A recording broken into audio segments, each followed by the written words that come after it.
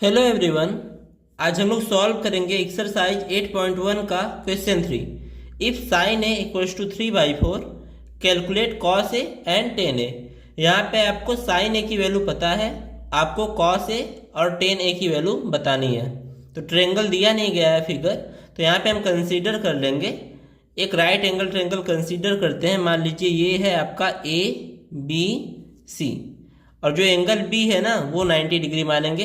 भूल के भी आप लोग ए को 90 डिग्री नहीं मानेंगे, आप बी या सी में से किसी एक को 90 डिग्री ले सकते हैं, क्योंकि यहाँ पे साइन ए दिया है तो ये तो 90 होगा नहीं। तो यहाँ पे अगर ध्यान दें तो जो साइन ए है, तो साइन ए क्या होता है? साइन ए होता है आपका परपेंडिकुलर अपॉन हाइपोटेनस। तो यहाँ पे इस एंगल के लिए परपेंडिकुलर क्या होगा? ये होगा, यानी बी सी। और हाइपोटेनस क्या होगा? AC। तो यहां पे ध्यान दीजिए, साइन ए की वैल्यू क्या है? 3/4। तो also given that sine A equals to 3/4। ये हमको गिवन है और ये हम लोग फिगर से निकाले हैं कि साइन ए की वैल्यू कितनी हो जाएगी? परपेंडिकुलर अपॉन हाइपोटेनस, यानी BC अपॉन AC। तो ये दोनों आपस में क्या होंगे? बराबर होंगे, क्योंकि दोनों साइन ए की वैल्यूज हैं। तो therefore BC upon AC equals to हो जाएगा 3/4। तो यहाँ पे कई लोग क्या करते हैं, BC को 3 मान लेंगे और AC को 4 मान लेते हैं। तो ऐसा बिल्कुल नहीं करना, क्योंकि ये जो 3/4 लिखा है ना, ये हो सकता है किसी फ्रैक्शन को कैंसिल आउट करके लिखा हो सकता है इसकी वैल्यू 9/12 हो, इसको काट कर वो 3/4 लिख दिया हो। या फिर ये भी हो सकता है कि इसकी वैल्यू 18/24 हो, इसको भी काट के वो 3/4 लिख सकता है। तो हमें इसकी एक्चुअल वैल्यू नहीं पता, तो हम क्या मानेंगे? BC equals to let BC equals to 3x and AC equals to 4x। हम यहाँ पे 3 और 4 नहीं मानेंगे, हम हमेशा क्या मानेंगे? 3x और 4x। तो यहाँ पे AC की जो वैल्यू है वो है आपकी 4x, और जो BC की वैल्यू है वो कितनी है? 3x। अब यहाँ से हम लोग AB की वैल्यू निकालेंगे।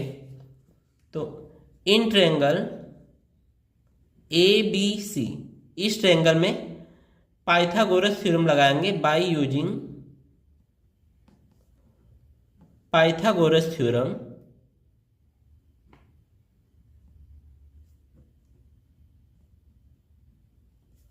वी हैव, हमें क्या मिलेगा? जो AC का स्क्वायर है वो किसके बराबर होगा? AB के स्क्वायर के प्लस BC के स्क्वायर के।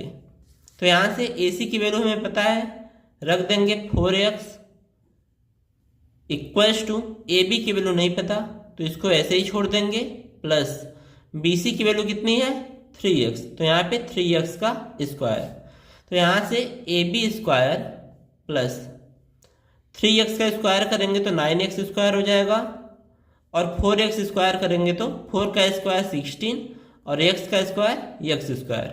तो AB स्क्वायर की वैल्यू क्या आ जाएगी? 9x स्क्वायर की साइड चेंज करेंगे तो यहाँ पे 16x स्क्वायर है, ये आएगा तो निगेटिव हो जाएगा, और AB स्क्वायर की वैल्यू आ जाएगी 7x स्क्वायर। तो AB की वैल्यू क्या आ जाएगी? Square root of 7x square. अब देखिए x स्क्वायर रूट में है तो ये बाहर आएगा तो x हो जाएगा, और रूट 7 बाहर नहीं आएगा, ये अंदर ही रहेगा, यानी AB की वैल्यू कितनी आ जाएगी? Root 7x। अब यहाँ पे सिंपली वैल्यू पुट करेंगे।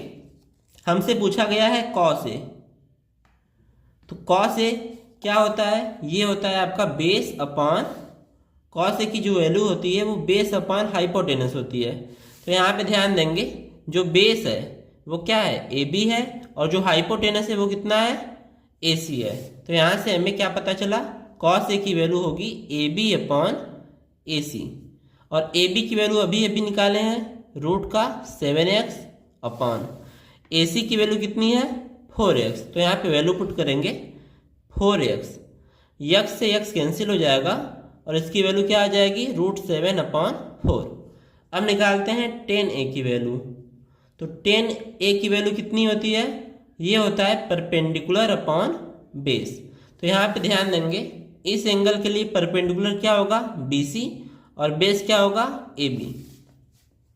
तो ये हो गया BC अपॉन AB। अब यहाँ पे वैल्यू पुट करेंगे तो BC की वैल्यू है 3x और AB की वैल्यू अभी निकाले हम लोग रूट का 7x। x से x कैंसिल और 10a की वैल्यू कितनी आ जाएगी? 3 अपॉन रूट 7।